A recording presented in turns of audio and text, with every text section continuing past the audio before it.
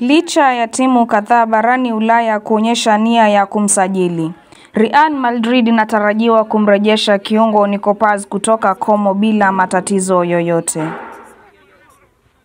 Winga wa Real Madrid Vinicius Junior anatarajiwa kuhamia Saudi Arabia endapo ataondoka Bernabeu. Vilabu vya Premier League havina nia naye kutokana na mwenendo wake na msuko inayomhusu mara kwa mara.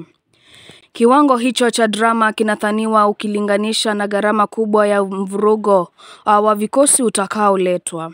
Saudi Arabia si chaguo pekee kwa Mo Salah kama ataamua kutoka Liverpool. Vingineko ni kuwa vilabu kadhaa vya Ulaya vinafuatilia hali yake, ingawa vingi vinaweza kumfuata kwa mkopo tu, jambo ambalo Liverpool hawatolikubali. Timu mpya ya MLS San Diego pia inaweza kumchukua Salah, lakini bado hawajafanya juhudi zozote za maana. Kufikia hapo sina la ziada, zidi kufuata habari za sport ukiwa nami dada wa Dimba.